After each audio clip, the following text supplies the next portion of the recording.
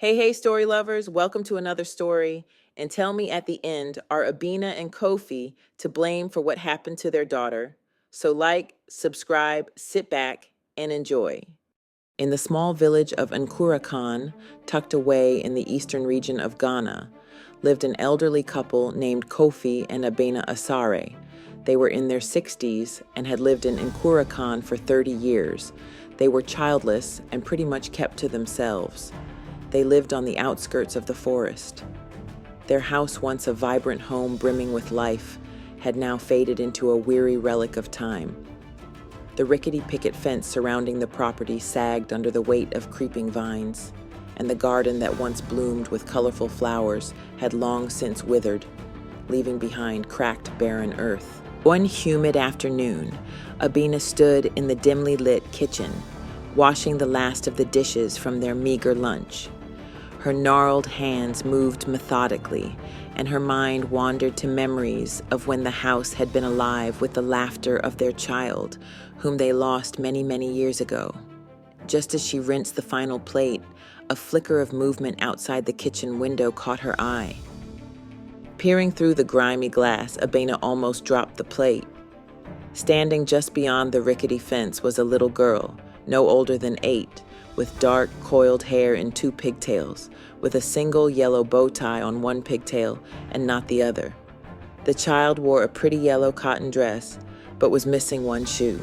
Her small face was etched with fear and confusion, her wide eyes scanning the house as though begging for solace.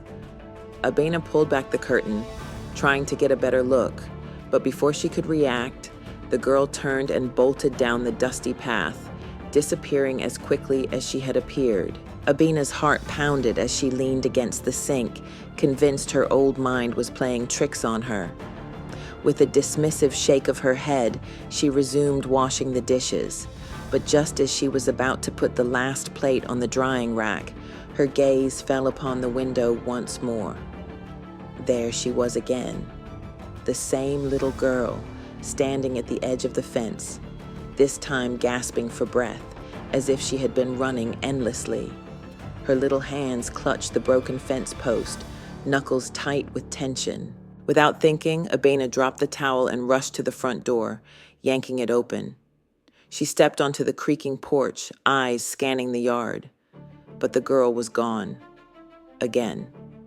Bewildered, she turned to find Kofi seated in his worn armchair, reading the local newspaper. "Kofi," she said breathlessly, her voice tinged with panic. "There's a little girl outside. She was just here, twice now. She looks so scared." Kofi didn't bother to look up from his paper. "You're seeing things again, Abena. Your old eyes aren't what they used to be." "No," Abena insisted, her tone sharpening. "I'm telling you, Kofi, there's a little girl out there." Kofi merely grunted, dismissing her with a wave of his hand. "If I had a CD for every time you saw a little girl out there, I'd be rich." Frustrated, Abena went back to the kitchen, wiping her hands on her faded apron. A few minutes passed in uneasy silence, but then it happened. A sound that sent chills through her spine. The unmistakable sound of soft, muffled sobbing. Abena's heart seized as she stumbled back to the front porch, and there she saw her. The little girl, collapsed against the crooked fence, knees drawn to her chest, shoulders shaking with every heartbreaking cry. Abena called out to Kofi, who grudgingly put down his paper and shuffled to the door. "See? I told you," Abena hissed. Kofi's brows knitted together, and a slow, unsettling grin spread across his face. He looked at Abena, a wicked gleam in his eyes, and Abena matched his smile. "Poor thing," Abena cooed, stepping down from the porch. "Come here, dear. Are you all right?" The girl lifted her tear-stained face, hesitating. Abena knelt, her smile gentle. "Don't be afraid. We're just trying to help. Come inside and we'll get you some soup and juice. You must be starving." The little girl shook her head. "My mom said I should not talk to strangers." "Oh, did she?" Abena tried to sound sympathetic. "Well, look at us. We're old and frail. We're not going to hurt you. You are safe with us. We're going to help you find your mommy and daddy." Reluctantly, the girl got up, limping as she approached the house. Kofi gestured to the worn-out armchair, and Abena quickly ladled some warm soup into a bowl, setting it down with a glass of apple juice. "What's your name?" Abena asked softly. "Adwoa," the little girl whispered, clutching the glass with trembling hands. "Adwoa, tell us what happened to you," Kofi asked, eyes narrowing. Adwoa sniffled, wiping her nose on the back of her hand. I don't know. We were in the forest yesterday and I got lost. I called for my parents all night, but I couldn't find them. I walked and walked and walked and kept coming back to the same place. I was so tired, my feet hurt, so I sat by a big tree. This morning, I made my way out of the forest and tried to follow Mama's directions home, but I kept ending up here. I'm so scared. Can you call my parents now? Do you have a phone?" Abena reached over to pat Adwoa's shoulder. There, my child, you're safe now. Eat first, and then when you have your strength back, I will call your parents." Adwoa looked up, her eyes pleading. "Can you help me find my parents?" Kofi and Abena exchanged a look, a sly, knowing glance. They both smiled and nodded. "Of course, my child," Abena said, smoothing Adwoa's tangled hair. "We'll help you find them.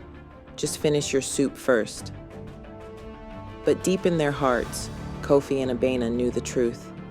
They had no intention of ever letting the little girl leave. They had waited many years for a child, and now that one had just shown up at their doorstep, they were never letting her go.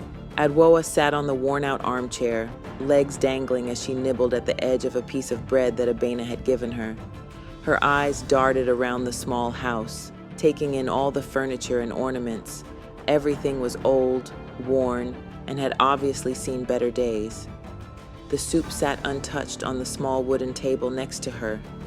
She couldn't shake the feeling that something was terribly wrong. Her mother's directions were clear.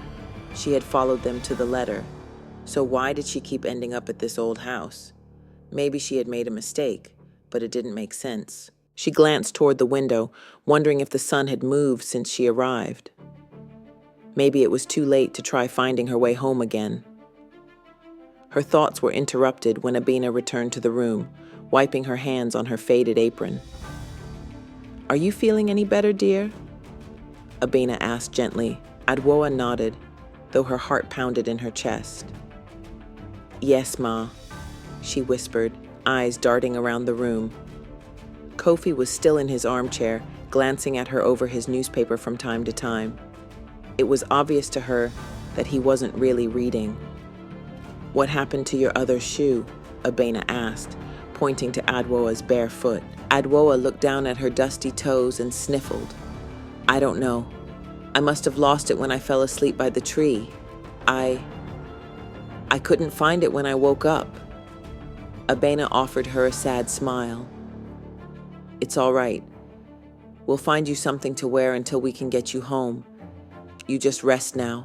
Adwoa hesitated, then dared to ask, "Do you have a phone? Can you call my mom?"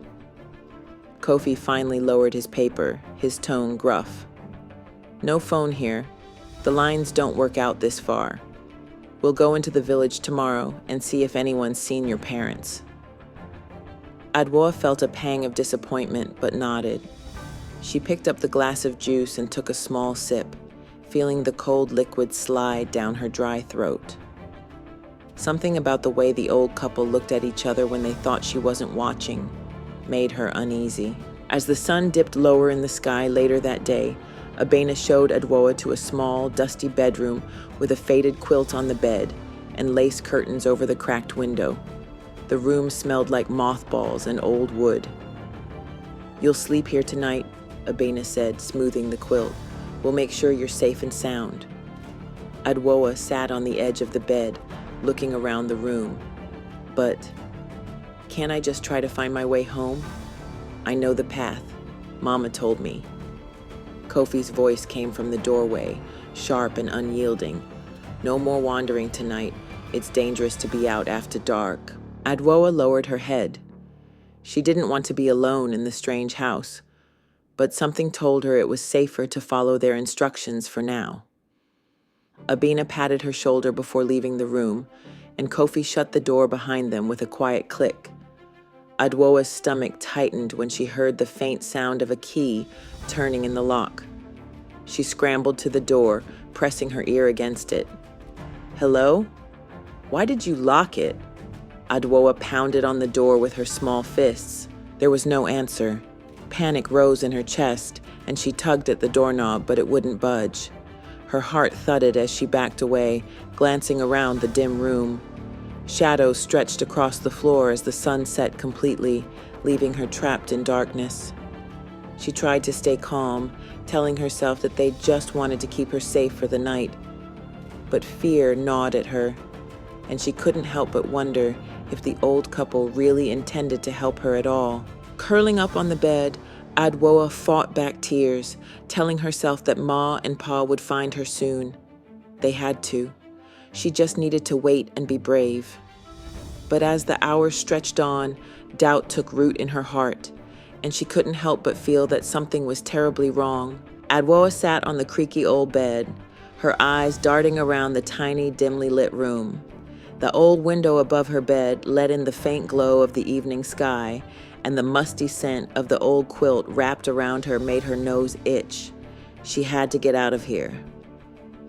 A sudden creak outside her door made her sit up straight, every muscle tense. Shadows stretched under the crack at the bottom of the door, 2 sets of feet. She bit down on her lip to keep from whimpering. The hushed, muffled whispers from the other side sent chills down her spine. "I don't hear anything. Maybe she fell asleep. What do we do now?" came Abina's gravelly voice, barely above a whisper. "We'll keep her calm. Let her think we're not going to hurt her. In the meantime, we need to get a message to the village elders," Kofi whispered back, his tone tense and low. Adwoa's breath quickened. Why were they standing outside her door in the middle of the night? Why were they whispering like that? Her stomach twisted with terror. What did they plan to do to her? She carefully slid off the bed, trying not to make a sound as she tiptoed to the far corner of the room. They thought she was asleep. If she stayed quiet enough, they'd go away. She crouched down and pulled the quilt tighter around her, as if it could shield her from whatever evil they planned to do. The whispering stopped, and the shadows lingered for what felt like hours before finally moving away. Adwoa let out a shaky breath and crawled back into bed, pulling the quilt up to her chin. She couldn't fall asleep no matter how hard she tried, her heart thudding loud enough to drown out every creak and groan of the old house. The next morning, when the sun peeked through the window, Adwoa woke up not remembering when she had finally fallen asleep. The door was cracked open just a bit, enough for someone to peek inside. Adwoa's heart dropped to her stomach. Had they been watching her sleep? The smell of fried plantains wafted in from the kitchen, but Adwoa couldn't bring herself to move. She was too terrified of what might happen if she left the safety of the bedroom. She swallowed hard, tears burning at the corners of her eyes. She couldn't stay here. She had to find a way out. Her parents must be sick with worry. Despite many attempts to get Adwoa to eat, she refused. Every time she asked them to help her find her parents, they gave one excuse or another. That evening, as darkness fell again, Adwoa made a plan. She would wait until they were asleep and then sneak out. She would run and never look back. But when she peeked through the crack of the door, she saw Kofi standing in the hallway, staring at her door with his head tilted slightly to the side. His face was hidden in the shadows, but she could feel his eyes burning into her. She shut the door quickly and backed away, covering her mouth to stifle a scream. Her little hands shook as she looked around the room for anything she could use to protect herself. The old wooden chair in the corner looked heavy, but she could push it against the door. Yes, that might keep them out. Dragging the chair across the wooden floor made a loud groaning noise, and Adwoa froze, terrified they would come barging in. But the silence that followed was almost more terrifying. She finally wedged the chair under the door handle and backed away. She stayed that way all night, wide awake and trembling, listening to every sound in the house, the creaks, the muffled voices, and the low hum of the wind outside. She didn't know what they wanted, but she knew she couldn't let them take her. As dawn broke, exhaustion pulled at her like a heavy blanket, but fear kept her alert. She had to stay awake. She had to be ready. She had to survive. Adwoa sat on the edge of the old bed, her tiny hands gripping the faded quilt.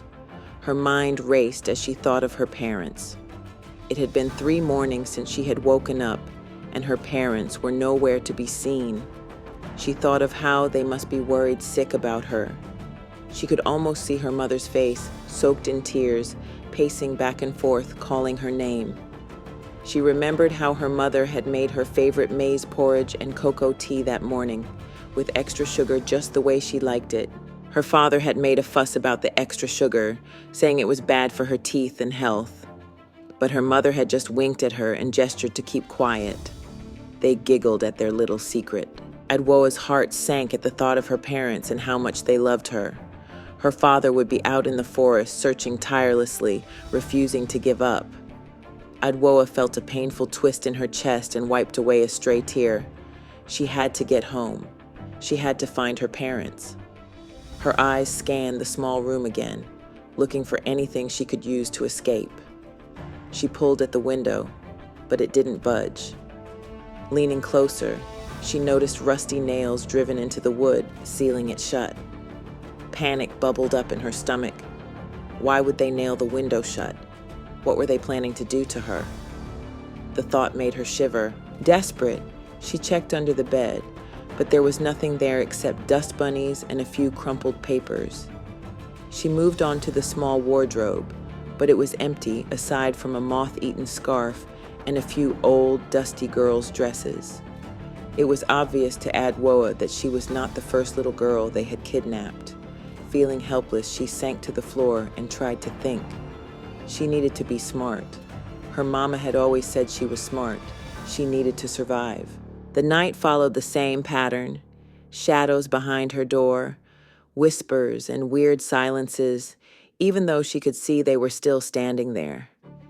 She would prop the chair up against the door, but by morning, when she woke up, it would be back in its position in the corner of the room and the door, slightly ajar. This night she could hear them whispering again. Not yet. She heard Abena's muffled whisper. Too soon. She's not ready. Kofi's low voice replied. Terror seized Adwoa's heart. What weren't they ready for? Were they planning to hurt her? Eat her? She bit her lip to keep from crying out and stayed as still as possible until the shadows finally moved away. When morning broke, the pattern would be the same, and this morning should have been no different, except today it was. Abena entered the room, carrying a steaming bowl of maize porridge and cocoa tea. She smiled at Adwoa, a soft, almost kind smile that didn't match the creepy feeling that lingered in the room. Adwoa didn't move from her spot on the bed. Oh, this old lady is a witch. She heard my thoughts about my favorite breakfast and made it for me. I'm sure it's poisoned, Adwoa thought to herself. She stared wide-eyed at the breakfast, a cold shiver running down her spine. You're so quiet, Abena said gently, setting the bowl on the small wooden table. You need to eat. You're a growing girl. Adwoa eyed the bowl with suspicion.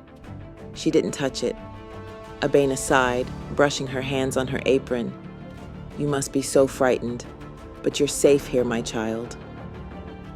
Adwoa didn't respond, just stared at the breakfast.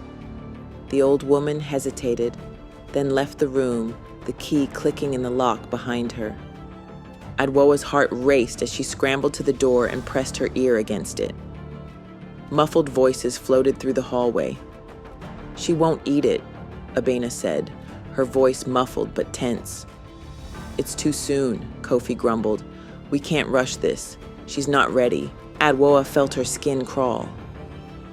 What weren't they telling her? Why wouldn't they just let her go?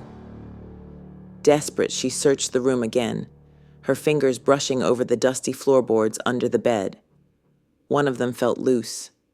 Carefully, she pried it up with her small fingers and pulled it away, revealing a small hollow space beneath. Inside the gap was a toy doll, dusty and aged but familiar. It wore a faded yellow dress with a single yellow bow in its hair, just like hers. Adwoa's breath caught in her throat. She lifted the doll with trembling hands and hugged it to her chest, fighting the wave of confusion and sadness that washed over her. They were witches. Adwoa threw the doll into the corner of the room and just stared at it. After a while of nothing happening, she cautiously approached the doll again. It was very old and tattered. She didn't know why, but holding the doll made her feel safe. She traced her fingers over the faded fabric and wiped the dust from its tiny face. Her mind swirled with questions. Why did it feel so familiar? Tears pricked her eyes, and she forced them back. There had to be a way out. She had to escape. Adwoa tightened her grip on the doll and took a deep breath. She wouldn't give up. Not now. Not ever.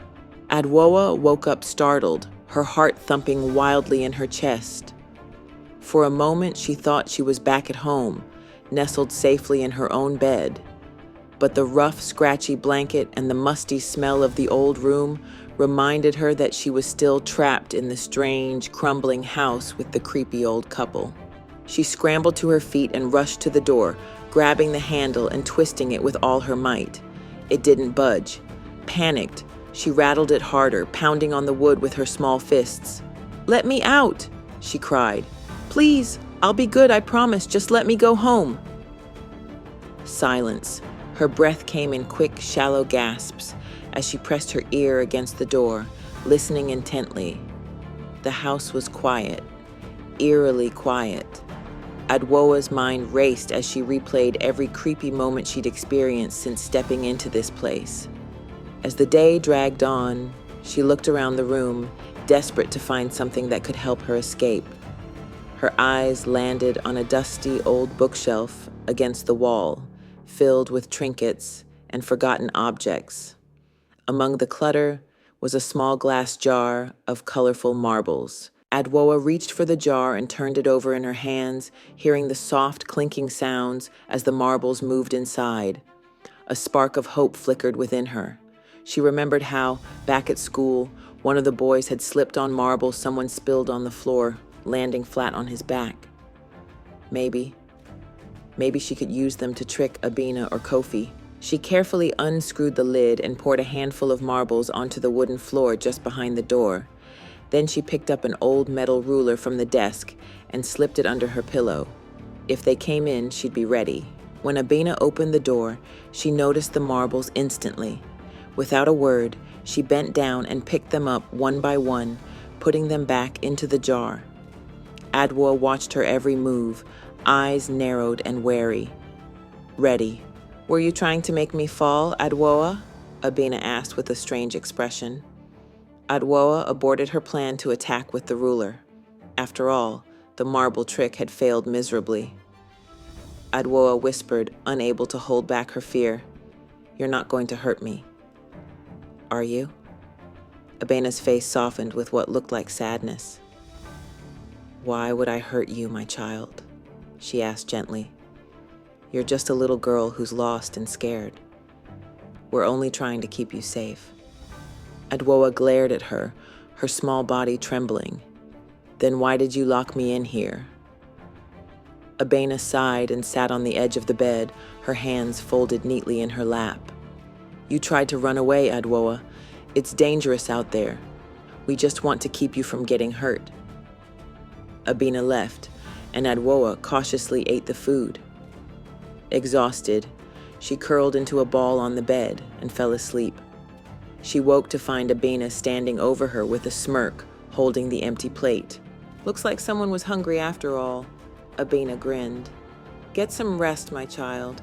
Everything will be better soon." As the door clicked shut, Adwoa whispered to herself, Mama, Papa, I promise I'll find my way back to you. I promise. A sudden noise outside made Adwoa's ears perk up. Cautiously, she slid off the bed and tiptoed to the window. Pulling the faded curtain aside, she peered out, her breath fogging up the glass. It was dusk, and the sky was painted with streaks of orange and purple. The yard was empty, no sign of Kofi or Abina. Her heart leapt with hope. Maybe now was her chance. Frustrated, she pounded on the window frame, but it barely moved. A sound in the hallway made her freeze, a low, muffled voice. She crept to the door and pressed her ear against it, straining to hear. Not yet, Kofi's gruff voice murmured. She's still too frightened, Abena whispered back. We have to, before it's too late. Tomorrow. We'll try tomorrow. Adwoa's stomach dropped. What were they planning to do tomorrow? Panic surged through her and she squeezed her eyes shut, trying to think. She needed a plan and she needed it now. Her eyes landed on the small wooden stool by the table. A thought struck her. Maybe she could use it to break the window. Her hands shook as she picked it up and tiptoed back to the window, glancing nervously over her shoulder. Raising the stool over her head, she hesitated for a split second. If she broke the window, they'd hear her. But if she didn't try, she'd never get out. Before she could bring it down, she heard a loud thud and a groan from outside the room. Heart pounding, she dropped the stool and rushed back to the door, peeking through the keyhole. Earlier, after Abena had left with the tray, Adwoa had rolled 5 marbles under the door. Convinced they had rolled away, she had forgotten about them. But now, hearing Kofi's loud thud on the floor, followed by his furious shout, "Who put marbles on the floor?" Adwoa realized that her plan had worked, just not in the way she'd intended. It only succeeded in making Kofi angry. It's her. That child is setting booby traps now? I'm an old man. Suppose I'd broken a bone or something. I think the time is now. Let's do it now. Kofi grumbled, massaging his elbow. Abena glanced toward the door, her eyes narrowing.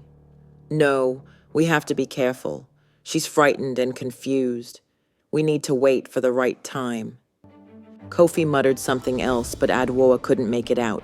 She bit her lip to keep from laughing despite her fear. Now they knew she was trying to fight back. They'd be on their guard.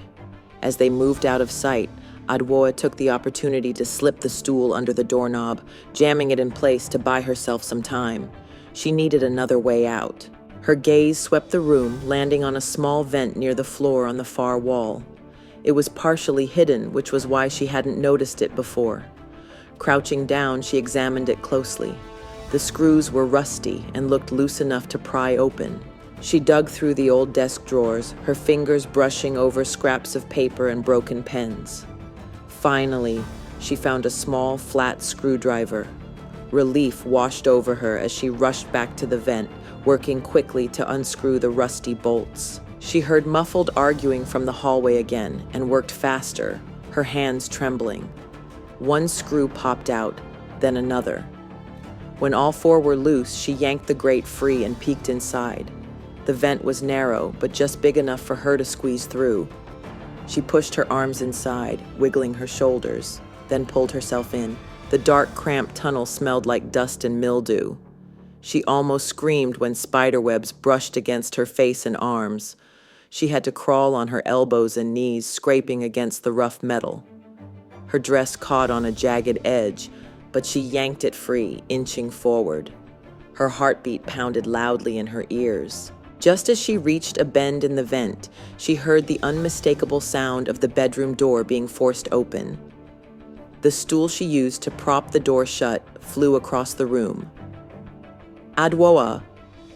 Abena's panicked voice called out. "Where are you?" "Oh no, Kofi, she's gone. She's run away." Adwoa held her breath, trying to stay as quiet as possible. She heard footsteps running around the room and things being thrown about. She bit her lip hard to keep from whimpering. Kofi's angry voice echoed through the vent. Damn it! We can't lose her again. Find her, Abina. She can't have gone far. Adwoa kept crawling, desperate to put distance between herself and the room. The vent curved again, and she saw a faint glimmer of light up ahead, a small opening to the outside. She picked up the pace, hope blossoming in her chest. As she neared the exit, she heard a loud, clattering noise. The vent cover had fallen off and moonlight poured in. With one final push, she scrambled out, landing in a patch of overgrown weeds at the back of the house. She lay still for a moment, catching her breath, then bolted to her feet. Before she could make a move, a heavy hand clamped down on her shoulder. She screamed, kicking and thrashing, but Kofi's grip was like iron. Enough, he snapped. Stop it, girl. You're going to get yourself killed out here. Adwoa bit his arm as hard as she could, and he yelped, loosening his grip. She tore free and bolted toward the forest.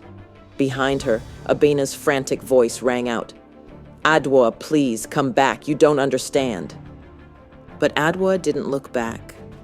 She ran toward the trees, driven by pure fear, desperate to get away from the evil old couple who were determined to keep her locked up for their very bad plans. Adwoa sprinted through the tall, dry grass, her bare feet pounding against the rough ground as she neared the line of dense, twisted trees. The forest loomed ahead, dark and foreboding, but fear of the old couple outweighed her fear of the eerie woods. She cast a quick glance over her shoulder. She could still hear Kofi and Abena calling her name in the distance, their voices filled with desperation and fear. The old woman's voice cracked with something like heartbreak, but Adwoa forced herself to keep moving. The trees creaked and groaned as the wind howled through the branches, whispering strange things that made Adwoa's skin prickle with unease.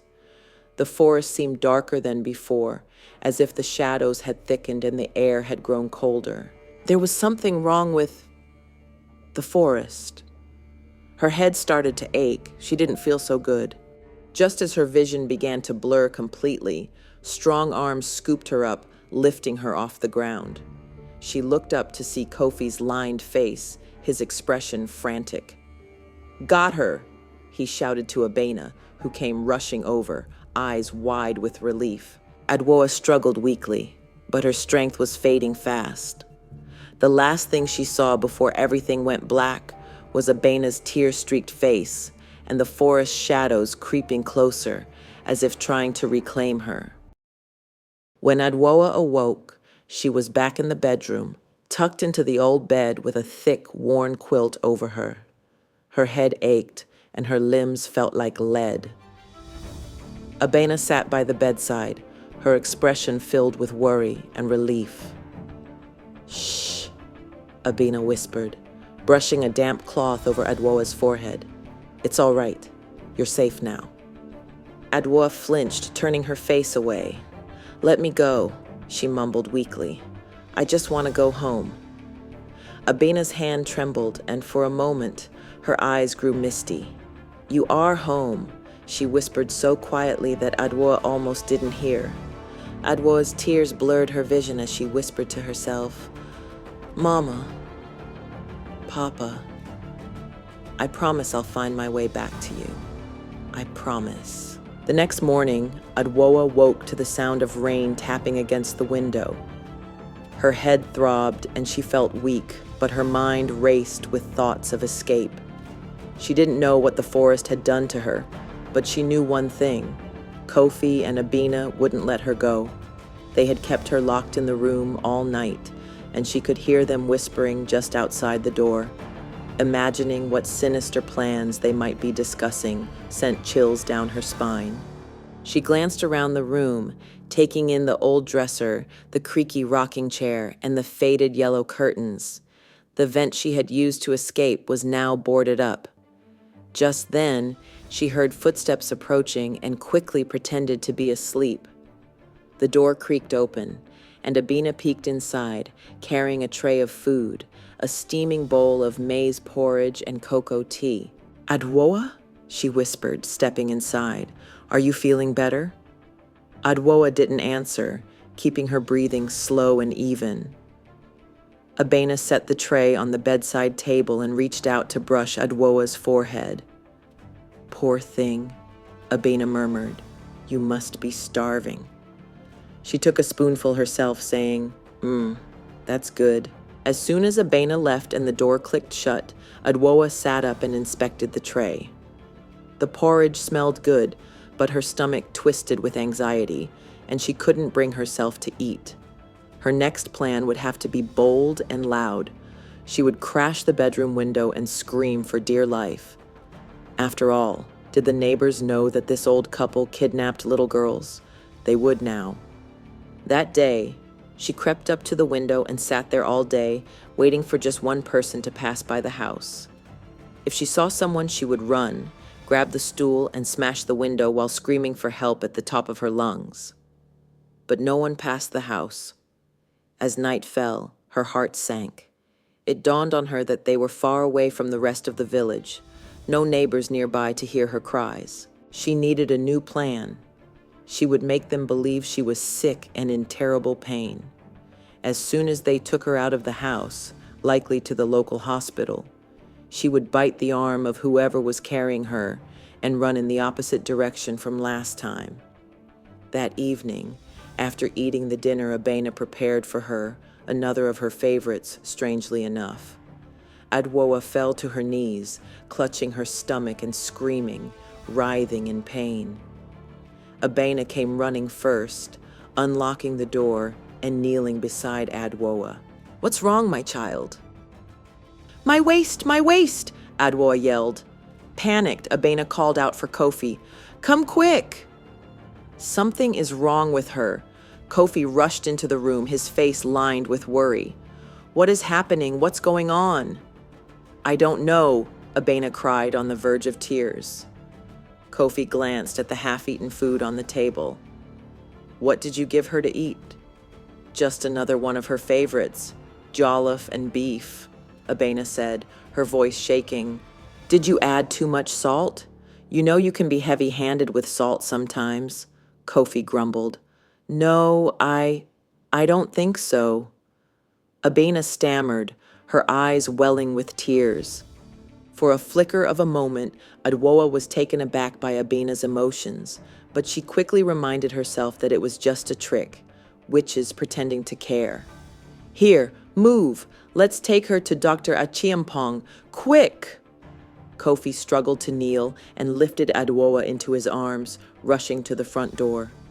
As soon as the cool night breeze hit her face, Adwoa bit into Kofi's arm with such force that her teeth pierced his skin. Kofi screamed out in pain, dropping Adwoa onto the rickety porch with a thud. She sprang to her feet and sprinted to the fence gate. It was locked, but being taller than the fence, she decided to climb it. Just as she was about to jump off the other side, she heard Abena's desperate scream. "Adwoa, no! Come back! You don't understand!" Adwoa glanced back, her heart racing with conflicting emotions. Kofi was limping after her, clutching his bleeding arm, and Abena was sobbing on the porch. She hesitated for just a second, but fear overpowered any pity she felt. She turned and ran toward the village path, praying she could find someone to help her before the old couple caught up. The wind howled, and the trees seemed to lean toward her like clawed hands reaching out. Adwoa stumbled but kept going, her bare feet splashing through muddy puddles. As she crossed the familiar path near the school, Adwoa couldn't shake the feeling that she was in a completely different village. Everything looked the same, yet felt hauntingly unfamiliar. The school where she had once enrolled as a new student still stood in the same spot, but now it looked run down, with broken windows and an air of abandonment. She heard footsteps approaching from behind. Turning in terror, she saw Kofi catching up, his face lined with pain and worry. "Adwoa, please," he pleaded. "Stop running, my child. You're not safe out here." Adwoa didn't believe him. She bolted again, deeper into the village, her heart thudding in her chest. She needed help.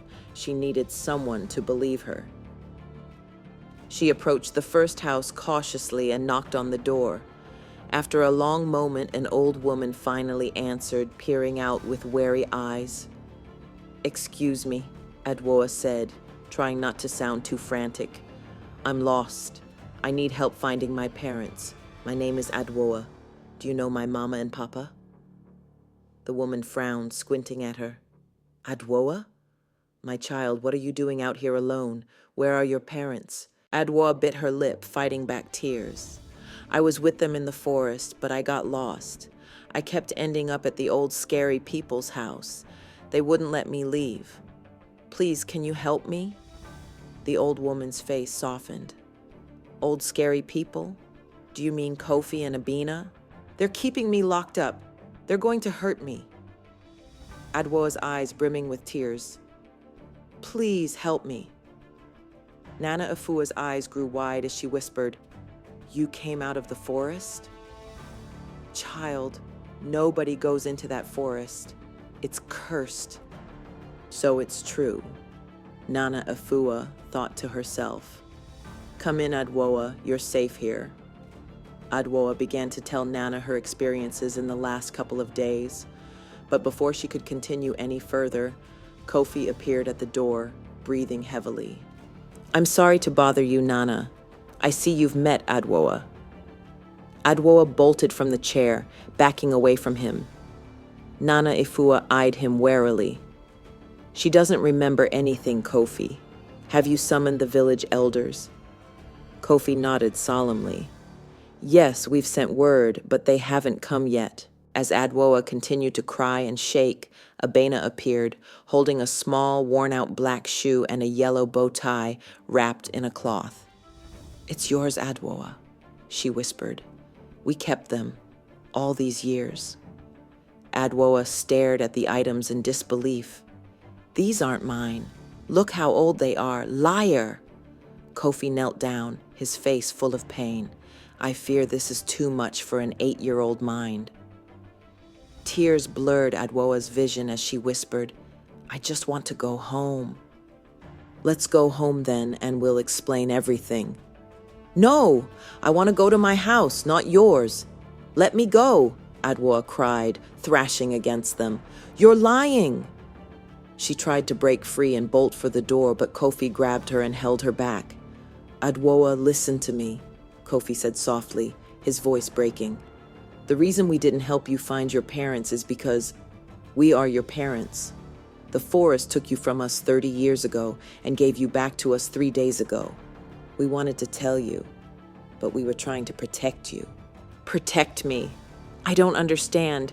From what?" Adwoa shouted, wrenching free and glaring up at him. "You're evil. You locked me up. You lied to me." Abena's face crumpled as fresh tears welled in her eyes. She wiped them with the edge of her cloth, her voice trembling. We didn't know how to tell you. We didn't know how you could possibly understand." Kofi gently lifted Adwoa into his arms. He looked to Nana Efua, eyes heavy with unspoken grief. She gave a solemn nod of understanding as Kofi stepped outside into the cool night air. As the breeze brushed her face, Adwoa stirred. "Put me down," she whispered. Without a word, Kofi set her down gently. Abena reached for her, resting a hand on her shoulder. "My daughter." They turned to see the village elder, Nana Owusu, approaching. His cane tapped steadily against the cobblestones, his long traditional robe whispering with each step. His wise, weathered eyes swept over them all, absorbing the pain, the confusion, and the truth. "Nana," Kofi greeted, bowing his head respectfully. Abena quickly followed suit. Nana Owusu looked down at Adwoa, his expression both gentle and curious. "My child, why are you crying?" Adwoa hesitated, unsure whether to trust him, but his presence was calming. They're trying to take me," she stammered, pointing at Kofi and Abena. "They said they're my parents, but that's not true. My mama and papa are young and strong." The elder's gaze softened. He looked at Kofi and Abina, who hung their heads. "You didn't tell her?" Abina sniffled and shook her head. "We just did. But we were waiting for you in the oracle to confirm that she was back for good and not another cruel trick from the forest." Nana Owusu sighed deeply, then motioned to a nearby bench under the old baobab tree. "Come, Adwoa," he said gently. "Let me tell you a story." Reluctantly, Adwoa sat beside him, still clutching the hem of her dress. Nana Owusu glanced at Kofi and Abena, then began. "Many years ago, 30 to be exact, a young couple named Kofi and Abena moved to this village with their little daughter, Adwoa. They were happy, hopeful. One day they were invited to meet the village elders but were warned not to enter the forest beforehand." Adwoa frowned. "What does that have to do with me?" The elder nodded, understanding her confusion. But the father, eager to explore, took his wife and daughter for a walk through the forest. The little girl, curious and playful, wandered off while her parents were distracted. When they turned back, she was gone. They searched for hours, days, but she had vanished. Adwoa's heart pounded. Her fingers curled tighter around the hem of her dress. Nana Owusu continued, his voice steady and mournful. Desperate, they turned to the village's oldest shaman, who told them the forest had taken the child as punishment for entering during a sacred time. You see, the village was preparing for a ritual to honor the spirits, and the forest, when disrespected, was said to claim a soul. That little girl was never seen again. Adwoa's lip quivered. That's not true." Nana Owusu nodded solemnly. For 30 years, Kofi and Abena mourned their lost daughter.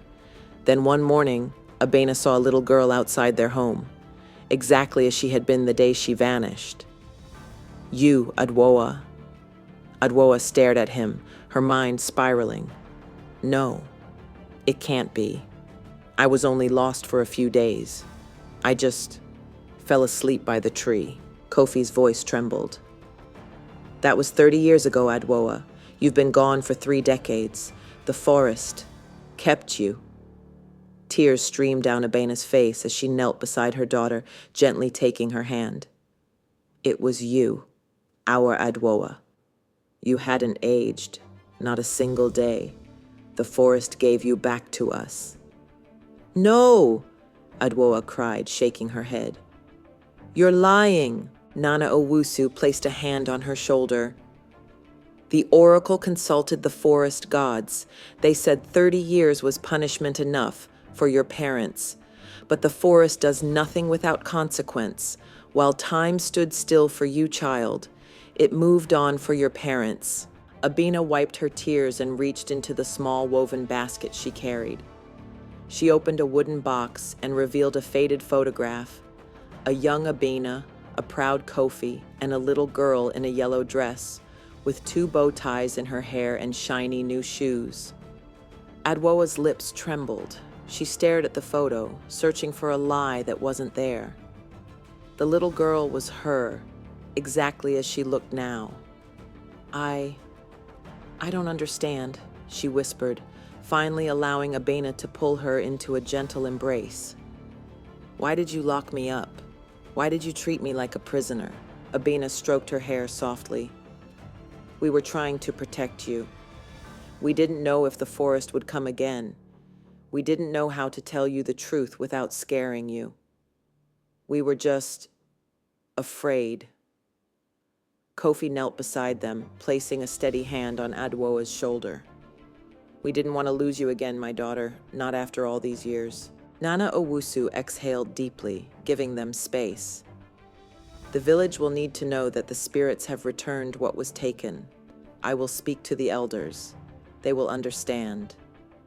Adwoa finally buried her face in Abena's shoulder, sobbing as the overwhelming truth took hold. She was home. She had always been home. Her mother's directions had been right after all. This was her family, her parents. Adwoa kept looking into her parents' faces, really seeing them for the first time, taking the time to look deep into their eyes. She broke down. Mama? Papa? Abena and Kofi hugged their daughter, Abena whispering, "I always knew you would come back."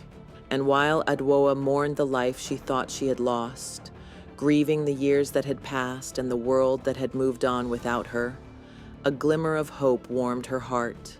Somehow, against all odds, she had found her way back to the ones who had never stopped loving her. The years that followed were difficult, but eventually Adwoa came to accept the reality of her new life. Though a huge chunk of her childhood had been taken from her, one moment her parents were young and vibrant, and the next day they were aged and weary. She found solace in one unwavering truth. The forest, for all its mysterious ways, had given her back to them. Life in the village slowly returned to normal, though whispers of Adwoa's miraculous return never faded.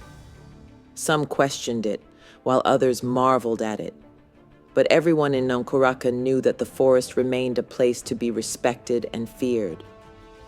The offering ceremony continued every year without fail, and the villagers remained cautious not to break the sacred rules that had once cost Kofi and Abena so dearly. Kofi and Abena held on for another 20 years, living to see Adwoa grow into a beautiful, intelligent young woman. They saw her through school and university, cheering with pride when she received her degree in child psychology. They watched her take her first career-making job as a child therapist at a prestigious teaching hospital in Accra. Adwoa often returned to the village to visit, never forgetting her roots and the parents who loved her with all their hearts. Kofi and Abena grew frailer with time, but they never lost the joy of seeing their daughter blossom into a strong and compassionate woman. They remained her biggest supporters, reminding her every day how proud they were of her. Her work as a therapist became her calling, as Adwoa dedicated herself to helping children who had suffered trauma and loss. She understood them in a way that few could, and her own story, though difficult to believe, gave her a unique ability to empathize. Some people doubted the tale, attributing it to folklore or superstition, but Adwoa didn't mind. She knew the truth, and that was enough. When Kofi passed away at the age of 83, and Abena followed a few months later at 81, the village mourned deeply. At the funeral, Adwoa stood strong, surrounded by villagers who had watched her grow up, dealing with a world that had moved on without her. Childhood friends she had met at school, had children her age. However, the people of Nkurakan knew that despite the heartache of losing her parents again, Adwoa had brought them peace in their final years. As she stood by their graves, Adwoa whispered a prayer to the forest, thanking it one last time.